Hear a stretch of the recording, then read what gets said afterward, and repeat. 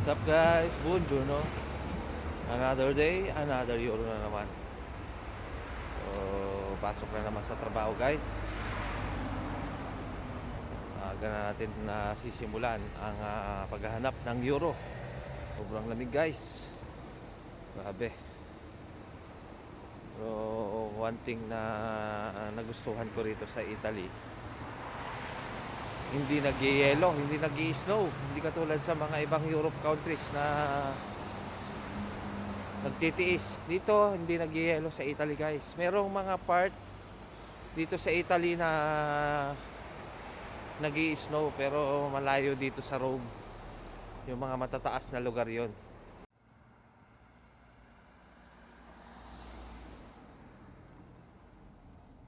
Dito na tayo sa may Republika guys. So 223 yung sinakyan nating autobus. Ngayon naman ay papunta tayo ng metro. Masakay tayo ng metro. So sa mga nagtatanong kung saan daw ba tayo kumukuha ng mga trabaho, mga pinopost natin at mga trabaho natin. So una guys, contact. Napaka-importante dito sa Italy. Marami kang contact. So yung mga kapwa nating Pilipino, so sila yung nagbibigay sa akin ng trabaho minsan, nagpapahanap kung mayroon akong kakilala or kung available ako. So unang-una, napakahalaga, contact. So WhatsApp, Facebook. So dapat marami kayong contact na mga Pilipino dito, mga kaibigan natin na nandito sa Italy o dito sa Roma. Then pangalawa, so amo. So sa mga amo mismo nagbibigay sa akin, mga dati kong amo, nagpapahanap ng kung may kakilala ko or kung available pa ako. So dapat huwag nyong sirain yung relationship nyo dun sa mga amo, dahil ang amo yan ang makakatulong sa atin minsan. Minsan nire-recommend tayo niyan sa pamilya nila or sa mga kaibigan nila or kakilala. And then pangatlo ay through Facebook. So dapat nakasali kayo sa mga group, sa mga Filipino group dito, group page, then sa group chat, and then sa mga Italian group na amo mismo yung mga nakakahanap, katulad ng mga Cerco Lavoro a Roma, Bayan sa Italia, and then Pilipini Cerco Opro a Roma. So maraming mga group na dapat salihan nyo. So ako halos lahat sinalihan ko na rito. Merong Filipino group at mga Italian group na mga amo mismo yung nagpo-post doon. So ang apat, doon sa group chat namin na ginawa ko, so doon halos araw-araw may mga pinopost na trabaho, part-time, lunggo oraryo, at saka live-in. So halos araw-araw doon may mga sinishare kami doon. And then dapat pagka na-recommend kayo ng kapwa mo Pilipino dito, so payo lang sa mga bago lang dito sa Italy. So wag na wag nyong sisirain yung tiwalang binigay sa inyo. Dahil hindi naman kayo ang masisira dyan, yung nag-recommend sa inyo. Alam nyo ba, nagsisinungaling pa kami na talagang kakilala namin kayo or kaibigan para lang maipasok kayo doon sa trabaho. Tapos ikaw sisirain mo lang, aalisan mo lang, hindi ka sisipot. So wag ganon. So kung ano man maging issue, dapat tiisin nyo. Kahit isang buwan lang at least para makita nyo. Hindi yung nakikipagdakordo kayo, nakikipag-deal kayo na aalis din naman kayo or may mga kausap kayong iba.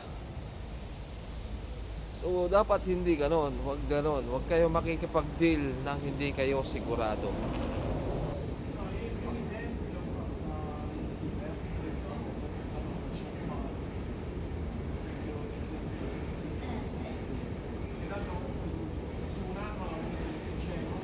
Na tayo sa gym. So pagka Ganitong Webes, naglilinis ako ng mga taas ng mga mga locker. So nililinis ko yan, mga alikabok. So binabacuum ko siya. So ganun ang ginagawa ko pagka ganitong Webes. So sa isang araw, meron akong ginagawang unusual na hindi ko araw-araw na ginagawa. Like yung mga taas, mga ceiling, yan ang mga nililinis ko minsan.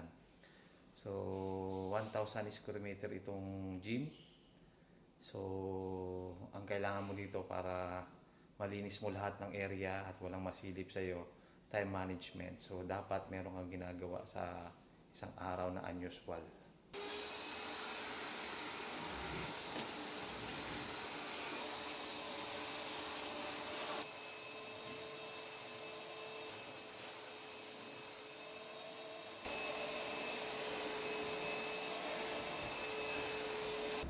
Naglagas na guys, oh. Lalagas na yung mga puno, mga dahon. So taglamig na kasi ganyan. Pag taglamig dito parang tagtuyot. Dahil sobrang lamig. So yung bibili tayo ng prutas guys. Ito. Mura lang oh, 1.99. Gaganda. Oh. Ito kukunin natin. Pang 1 week na natin to. Okay. Say ciao. Ciao. Grazie. Dito sa Italia, dapat matipid din tayo guys. Dahil mahal din ang mga bilihin dito. Hindi ka madiskarte at matipid dito. Wala rin. Pang survive lang yung kinikita mo rito. So dapat madiskarte ka at matipid din kahit papano. Para makaipon guys. And then pagka part-timer ka guys, dapat meron kang dalang tinapay lagi sa bag mo. Para pag nagutom ka, lukot ka lang sa bag mo. So yung mga diskarte para makatipid tayo guys. Kasi kung puro bili, punta ka sa bar, magkano ang korneto doon? 1.30 euro. So pag bibili ka ng isang ganito, isang linggo mo na uubusin. Balik na tayo ng trabaho. Na tayo ng metro ngayon guys. Tulog naman tayo ng isang oras guys. Nabawi tayo. So pwede na yun. Wala naman tayong part-time mamaya eh. Bukas pa yung part-time natin. And sa Sunday ulit. So Sabado, half day lang tayo. Nakikrave ako ng margarita na pizza guys. Kaya napabili tayo. 2 euro.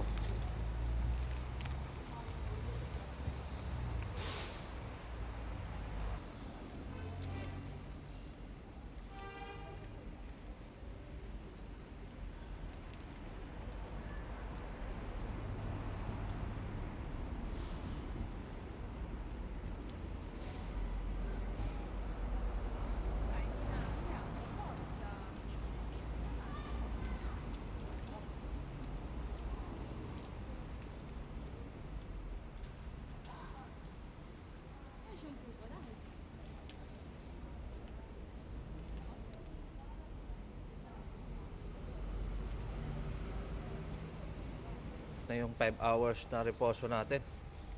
Balik na naman sa trabaho.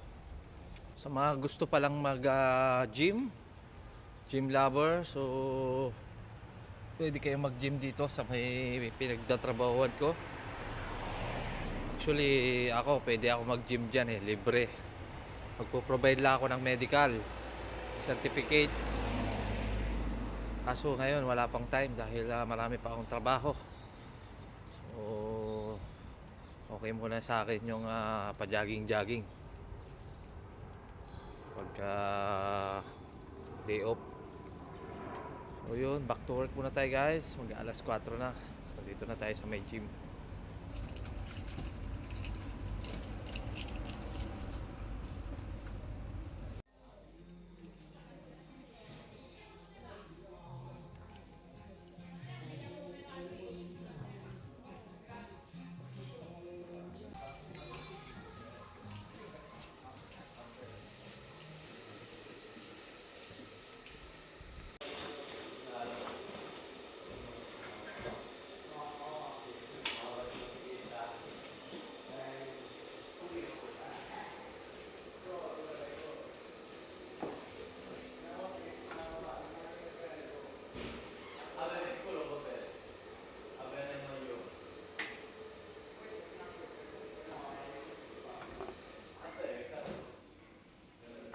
May heater kasi rito sa gym guys, kaya kahit naka t-shirt lang kami, okay lang, hindi kami lalamigin. So may heater dito, yung kagandahan. Yun, start na tayo sa trabaho guys.